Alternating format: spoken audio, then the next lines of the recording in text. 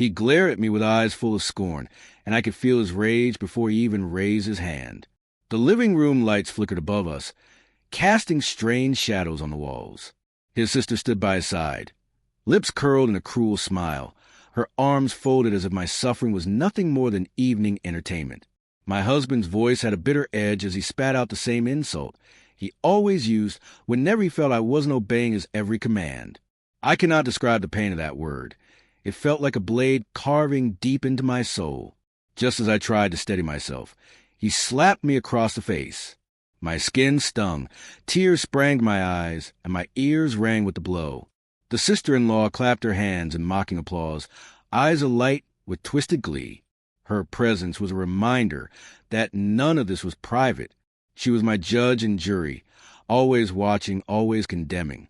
They were united in their cruelty, and I felt so small. That night, I believe I would never see hope again. I was a prisoner in my own home, caught between a husband who took my dignity for granted and a sister-in-law who found sport in my misery. I wanted to scream, but my throat felt blocked with fear. Each breath I took was like a gasp for air, every second a fight against despair. My heart pounded so hard that I thought they would hear it, but neither of them cared. They only wanted to continue this cycle of harm. I was alone, powerless, and filled with a terror that seemed to consume every corner of my mind. That was the moment I realized if I did not act, I might not survive, at least not in any real sense of the word. My spirit would break, and I would lose everything that mattered. I remember the taste of blood on my lip from the slap. I remember the echo of his voice, telling me I was worthless. And I remember her piercing laughter, drilling into my head like a nightmare I couldn't wake from. Yet, in that darkest moment, something else began to stir in me. It was a small spark, a hidden strength I had almost forgotten was inside me. The spark told me that this was not how my story would end. It told me that I still had choices, no matter how narrow they might be. It whispered a reminder I was still alive, and as long as I could breathe, I could fight. That night, after they went to bed, I lay there shaking under my blanket. But I was not only shaking with fear. I was also shaking with determination, a rage that was new to me. There was no justice in my world, no one coming to rescue me. So I would have to rescue myself. They may have seen me as weak. They may have thought I would never rise. But they did not know the fire that was growing in my chest, ready to burn everything they had built. My revenge would not be quick. It would not be easy. But it would happen. And I would make sure that neither my husband nor my sister-in-law ever expected the way I would end up destroying them. I was not always this woman trembling under threats and insults. Once, I was filled with hopes and big plans. My name is Layla, and I grew up in a small town nestled beside rolling green hills. My parents were simple people, kind, honest, and hard-working. They taught me to see the good in others and to believe in the power of compassion. As a child, I dreamed of becoming a teacher. I would line up my dolls and pretend they were students, instructing them about the colors of the rainbow or the names of the flowers. My father would watch me with a proud smile, telling me that I was born to guide others. Those were peaceful days. But life has its turns, and often leads us down paths we never saw coming. When I was 18, my parents arranged for me to meet my future husband, Raj. He was a distant relative whom I had only seen at a few family gatherings. At first glance, he seemed handsome, polite, and well-spoken. He carried himself with a confidence that suggested he knew exactly who he was and what he wanted out of life. Back then, that attracted me. I saw him as a protector, someone who could provide security. Our wedding day was full of color, music, and laughter. My mother's eyes were damp with tears of both joy and sadness, while my father whispered blessings for a happy life. I stepped into my new home with excitement, eager to embrace my new family. I believed that marriage would be a warm partnership, where we would share our dreams and find mutual respect. But soon enough, cracks began to show. Raj's affection seemed to vanish after the honeymoon. His smiles turned into frowns over trivial issues. Why was dinner not ready at the exact time he wanted? Why was I talking on the phone with an old friend for too long? Why did I buy a brand of tea he disliked? Small complaints turned into harsh words. Harsh words turned into arguments, and arguments turned into the kind of silence that gnaws at the soul. What stung me the most was the involvement of his sister, Mira. She lived nearby and visited us often, usually without warning. At first, I tried to bond with her. I wanted a sister, someone to share laughs and secrets with, especially in a new home where I felt a bit out of place. But Mira never welcomed me. She seemed to consider me an outsider, an intruder in her brother's life. When I cooked, she found fault in the seasoning or the presentation. If I cleaned, she found a dusty corner I missed. If I dressed up, she called me vain.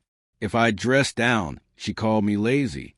There was no winning, and Raj always took her side. It was as if they were a united front, and I was the common enemy. Despite it all, I tried to hold on to my early dreams, telling myself that maybe they were just stressed. Maybe marriage needed time for adjustments. I tried to care for Raj, to show him I was on his side, but I only felt more alone. In my loneliness, I wrote.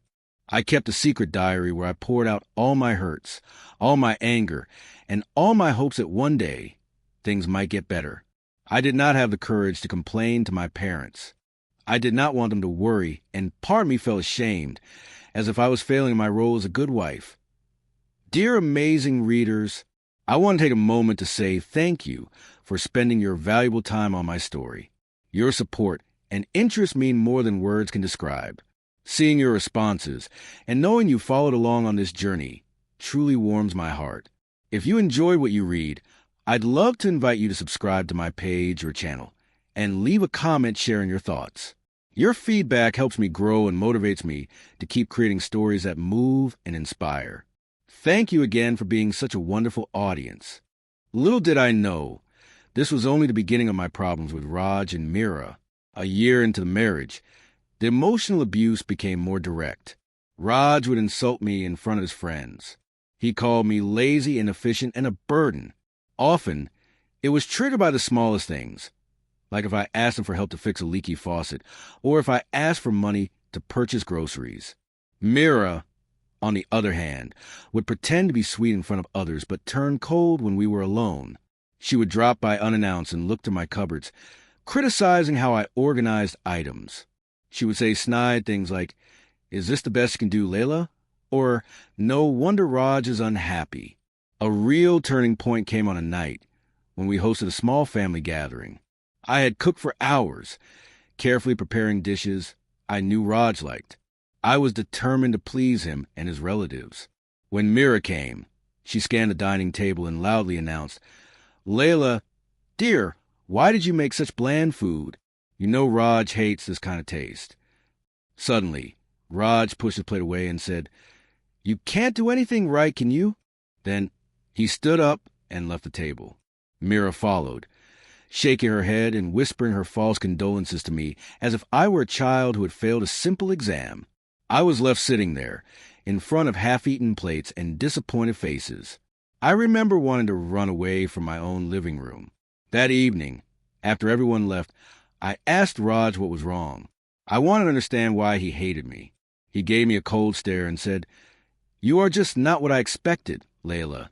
You are worthless. I see nothing in you but mistakes." Those words struck me like an arrow to my heart. In that moment, I felt like everything good in me was being stripped away. How could someone who once spoke of love treat me this way? But as painful as that night was, it also awakened a new awareness inside me. This was not normal. This was not love. And it was not something that just needed a little bit of time to fix. Even then, I tried to move on with grace. I still believed in my vows. I told myself that marriage was sacred, and maybe if I stayed patient, if I tried harder, things might change. But each day felt heavier. My diary pages were filled with desperate words. I started losing weight, developed trouble sleeping, and found my thoughts spiraling into dark places. It was only later that I realized these were small steps on a much longer journey, a journey that would lead me to a point where I would have no choice but to fight back or lose myself entirely. After 2 years of marriage, I gave up on the idea of teaching. Raj would not allow me to look for a job. He argued that a proper wife stayed home, managed the house, and focus on her husband's comfort. He said it was not fitting for a woman of his status to go out and work. At first, I accepted this, thinking maybe it was how certain traditions were upheld. But soon it felt like a cage. Without an income or savings of my own, I was stuck. If I needed something as simple as hair oil or a new dress, I had to ask Raj. That gave him complete control over me. Mira would often say, "See, you can't even take care of yourself. You rely on my brother for every little thing. How shameful." But if I tried to argue that I should find a job, she would roll her eyes and say, "Don't be silly. Raj can provide for you. You just have to do what he says." Her logic was twisted, but it reflected their true intention, to keep me dependent and small. Often, Raj would withhold money unless I did certain tasks or apologize for non-existent mistakes. This turned basic needs into a bargaining chip. I remember one day Mira visited and caught me reading a book about small businesses. My secret hope was to start a home-based venture, perhaps making clothes or teaching a few kids from the neighborhood. When she saw the book, she snatched it from me. "What is this for?" she demanded. I replied quietly, "I just want to learn new skills." She laughed with mean tone. "A skill? You? Don't waste your time. You'll never succeed. Who will want to learn from you or buy anything from you?" I felt a wave of shame wash over me. Later that evening, I tried to bring up the idea to Raj, hoping he might support me.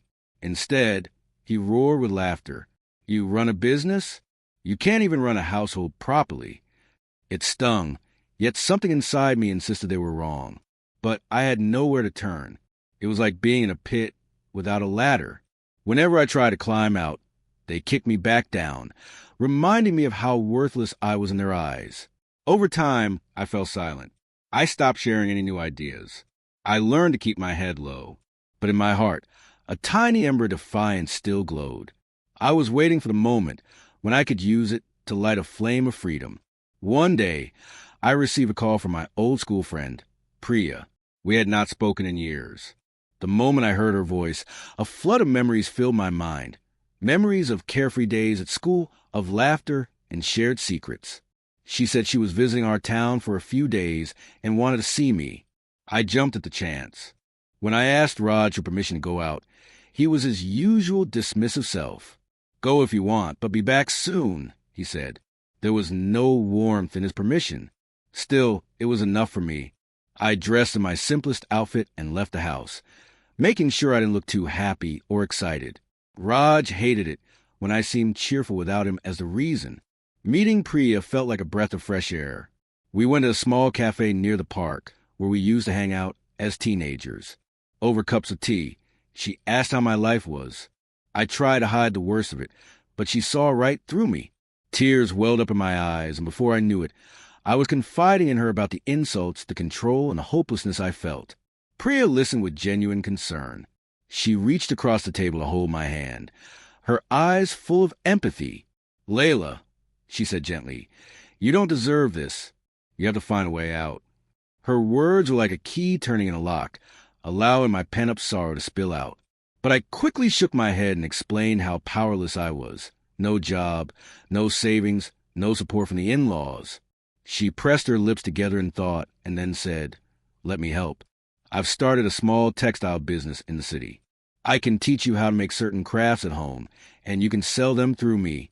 At least you'll have some money of your own." A spark of excitement lit up inside me, but it was immediately followed by fear. Raj and Mira would never allow me to do it openly. Priya, however, was full of ideas. "We can keep it low-key. You can do some embroidery or stitching at home. You can say it's a hobby. Then, secretly, you can send them to me, and I'll pay you through a method that doesn't get noticed." The plan sounded risky, but for the first time in years, I felt hope. It was as if a door had cracked open, letting in the tiniest ray of sunshine into a dark room. Priya and I talked for hours, making detailed steps on how to hide materials, how often I could send items to her, and how she would send payment discreetly. By the end of our meeting, my heart felt lighter than it had in a long time. I walked back home with a sense of purpose. Yes, it was a small plan, and the road ahead was still scary, but at least I was no longer standing still in despair. For once, I had a reason to believe I could change my life, even in a small way. I started my secret craft project with simple items. Priya sent me some plain scarves and handkerchiefs through a trusted courier friend of hers, carefully labeled as household cloths so that Raj or Mira wouldn't suspect. Late at night, after everyone was asleep, I would take them out and work by the dim light of a small table lamp. My mother had taught me embroidery when I was a child. I recalled those lessons and found that my fingers still remembered the skill. Stitch by stitch, I brought small flowers and delicate patterns to life on the cloth. The repetitive motion of a needle and thread brought me a strange peace. For those few hours each night, I felt free. When Raj and Mira questioned me about the courier box, I claimed it was just some old linen from my parents' house. They didn't look closely. They never showed interest in my belongings anyway. Their focus was always on controlling me or belittling me. Soon, I had a collection of embroidered scarves, handkerchiefs, and small decorative pieces. Each item was folded neatly, sealed in a discreet package, and handed to the same courier friend to ship back to Priya. The first time I received payment, it was only a small amount, but it might as well have been a treasure. I hid the money in a secret pocket I had sewn into my pillow. It felt like I had reclaimed a bit of my dignity. For the first time since my marriage, I was earning something on my own terms. As weeks turned into months, my embroidery improved, and Priya sent more and more cloths. She said customers loved my designs. She even sent me encouraging notes, praising my talent and telling me how proud she was. Each note felt like a hand reaching out to pull me from a deep well. However, living a double life was not easy. I constantly feared being discovered. I had to hide my work materials and act as though I was still the powerless wife who spent her days doing chores and waiting for Raj or Mira to bark orders. There were close calls, like the night Mira wandered into the spare room while I was sorting finished items. I had to pretend I was rearranging bed sheets. She gave me a suspicious look, but didn't press further. Yet, with each secret product I completed, my inner strength grew. I started to see the possibility of living independently. I dreamed about saving enough to one day walk away. But I also want to be very careful. I knew that if Raj and Mira discovered my secret, they would do everything to destroy it. Deep down, I was still the same woman who believed in kindness and love. But I was also a woman who had learned that kindness must not be mistaken for weakness. So while I embroidered delicate flowers on cloth, I was also weaving a plan in my mind, a plan that would ensure I not only escaped their cruelty, but also held them accountable for the way they had treated me. My chance came sooner than I expected. One afternoon, Raj received a message that seemed to upset him. He stormed around the house, yelling on phone calls and ignoring me completely.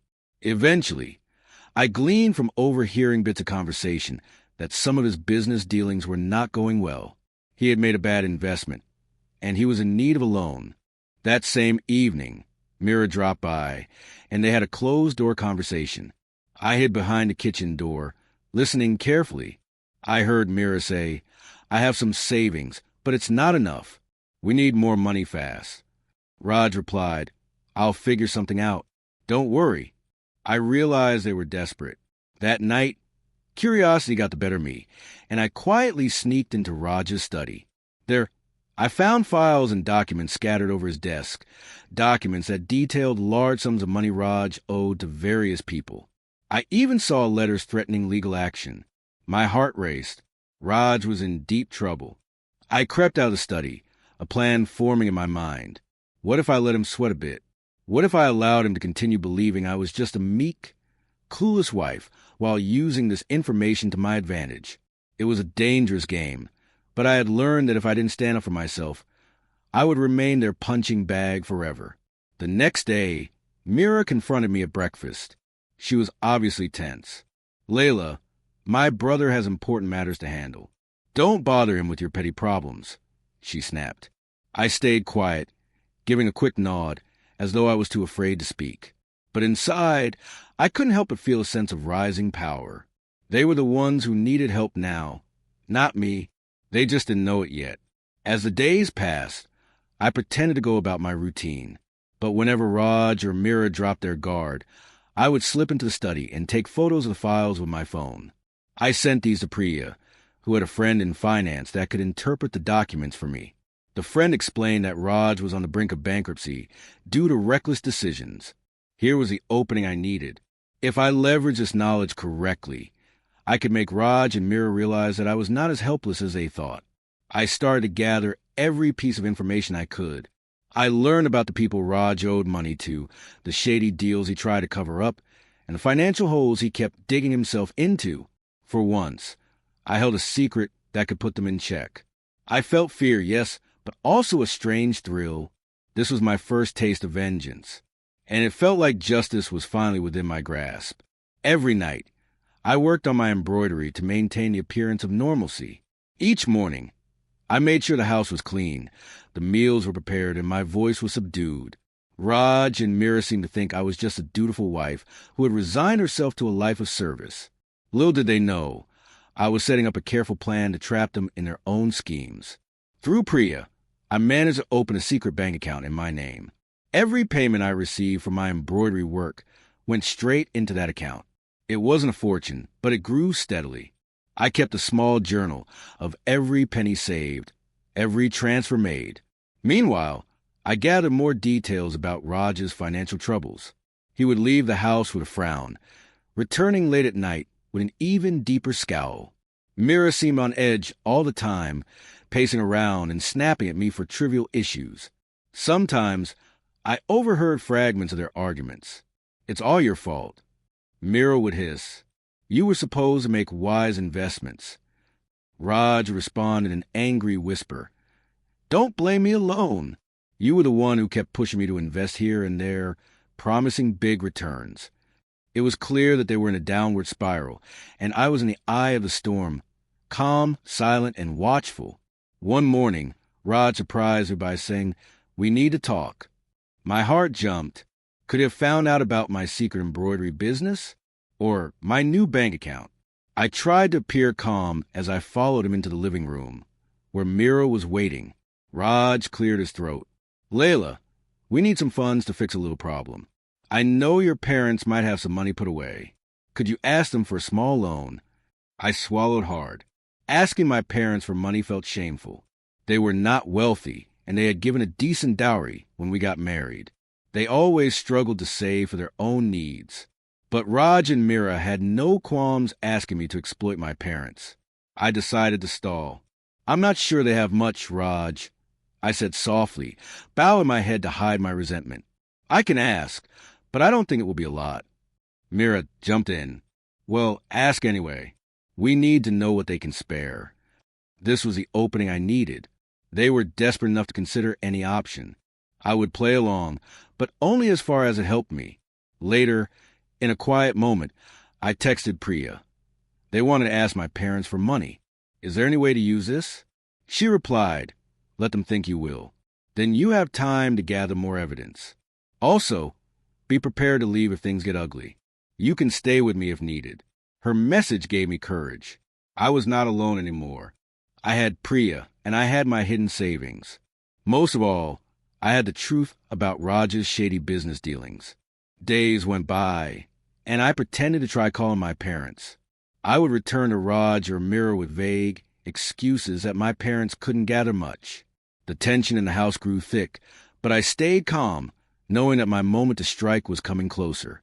For the first time in my marriage, I was in control, at least in my mind. And that feeling was both terrifying and exhilarating. One afternoon, Mira came to visit while Raj was away. She seemed more agitated than usual. Pacing around the living room, she finally confronted me. "Layla, do you know what your husband's been up to?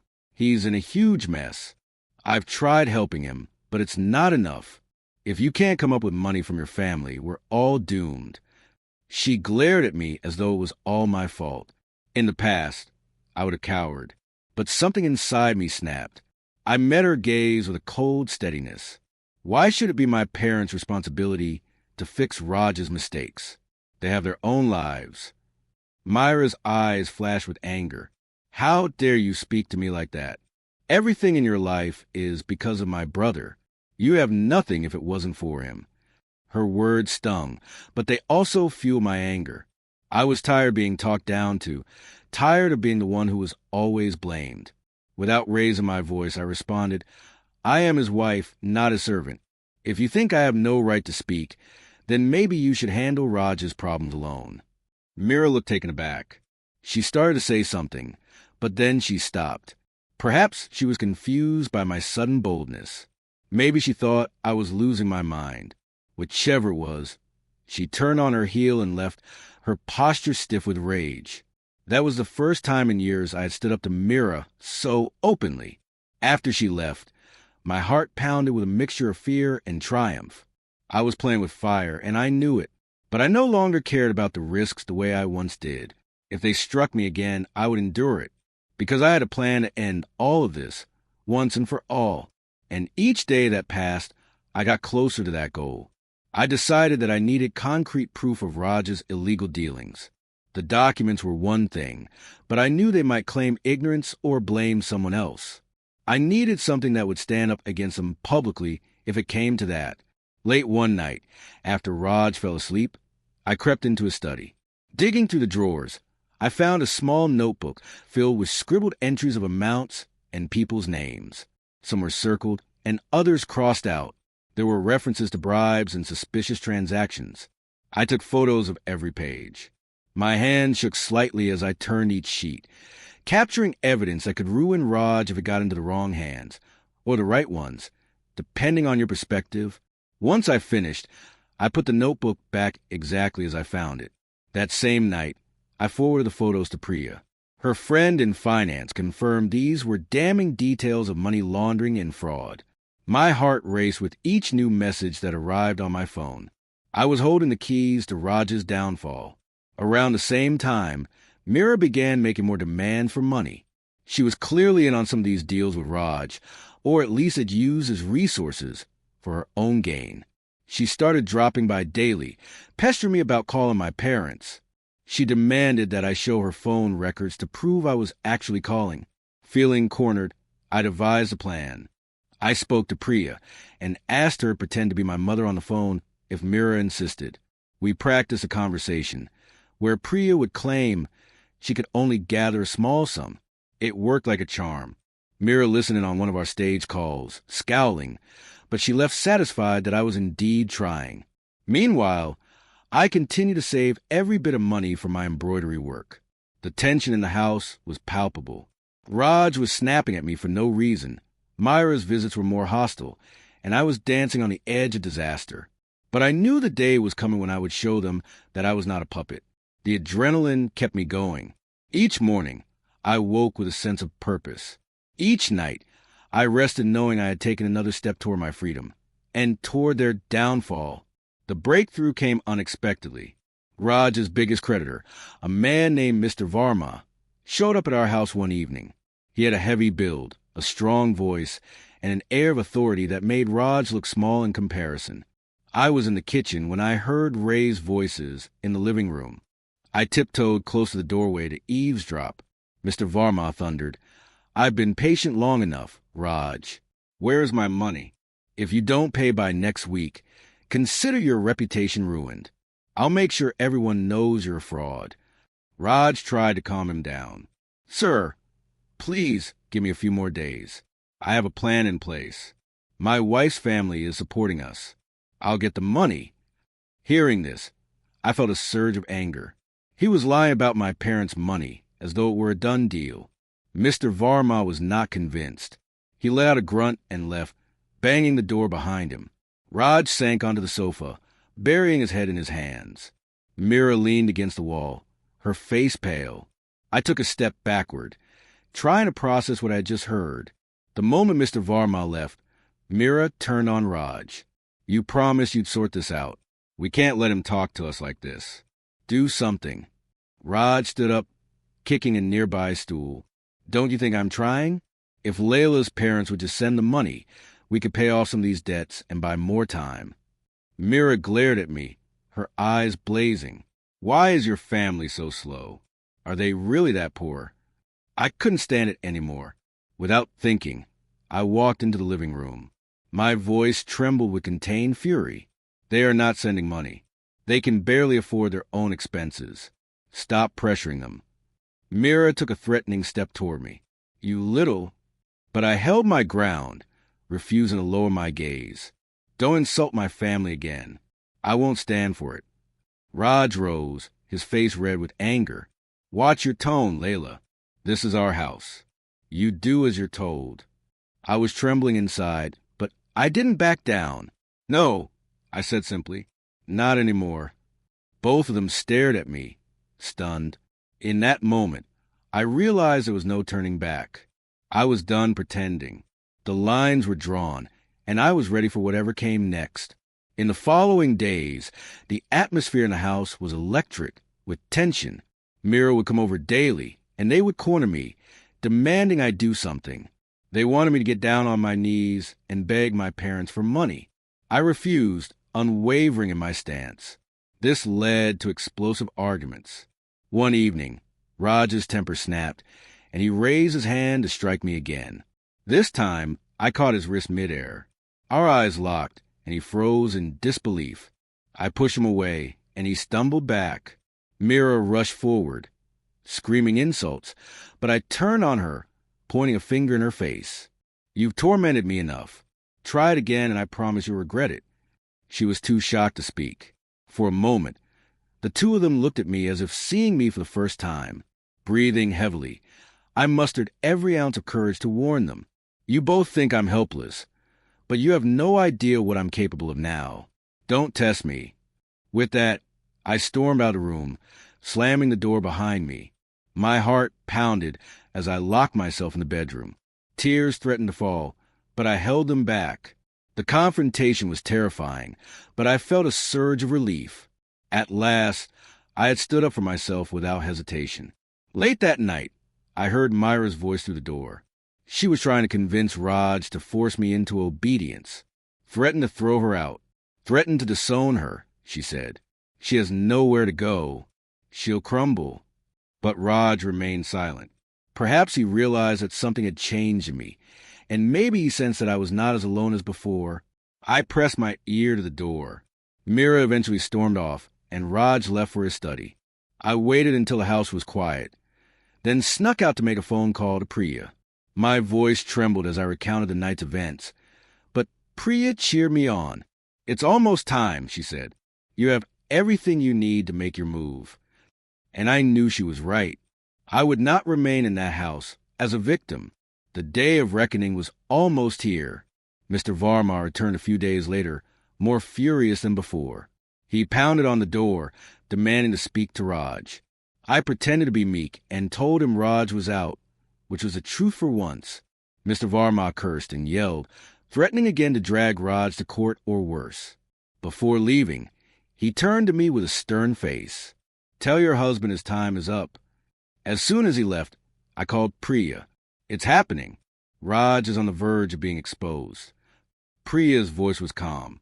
Good. Now is the time to act. Let's finalize your escape. Come to my place tomorrow. Don't tell anyone. Bring your documents and whatever valuables you can carry. Once you're safe, we'll deal with Raj and Mira from a distance. My chest tightened. This was it.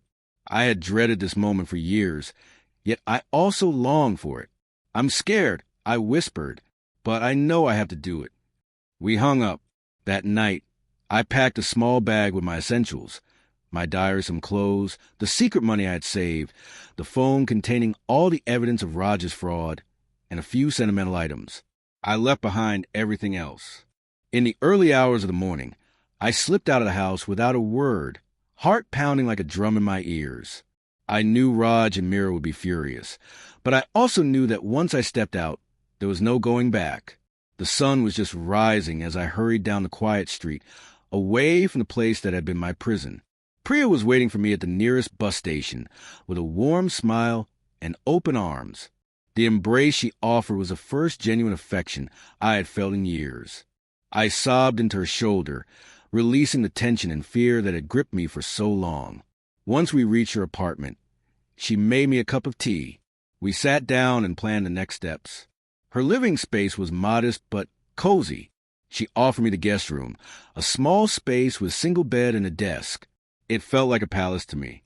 Over the next few days, I tried to adjust to my new reality. It was strange not to wake up to insults or heavy tension. Priya encouraged me to focus on my embroidery business. She had already set up an online store featuring my work. Orders were starting to come in, and the money was more than I ever earned secretly. Meanwhile, Raj and Mira bombarded my phone with messages and calls. The texts ranged from threats to pleas, from insults to false promises. I ignored them all, blocking their numbers one by one. I felt a pang of guilt for not informing my parents yet, but I needed time to gather myself. Priya helped me find a lawyer, a calm and understanding woman named Kavita.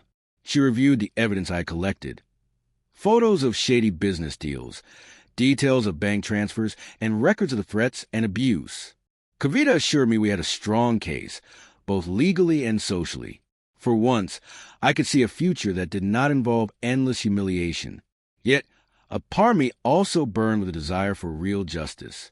I wanted Raj and Mira to face the consequences of what they had done to me, not to mention their illegal activities. And so, with Kavita's guidance, I prepared to strike back. A week after I left, Raj managed to corner Priya in the street and demanded to know where I was. She kept her cool, refusing to disclose my whereabouts. That same day, we filed a legal complaint against him, backed by the evidence of his financial fraud and domestic violence. We also included details of Myra's role in harassing me. The legal process was daunting. Papers had to be filed, statements recorded, and officials had to be met. But I felt stronger with Priya and Kavita by my side. They were not just professionals, but also friends who believed in my cause. At first, Raj and Mira tried to downplay the allegations. They claimed I was mentally unstable, that the accusations were all lies. But they couldn't refute the solid proof we had. The bank transactions, the shady investments, the notebook of accounts, none of it could be denied. Eventually, Raj showed up at Priya's apartment building, hoping to confront me directly. I spotted him from a balcony. His eyes were bloodshot, his hair unkempt. He looked like a man who was losing everything. But I felt no pity. Not anymore. Priya rushed to lock the door, but Raj began pounding on it, shouting, "Layla, come out here. We need to talk."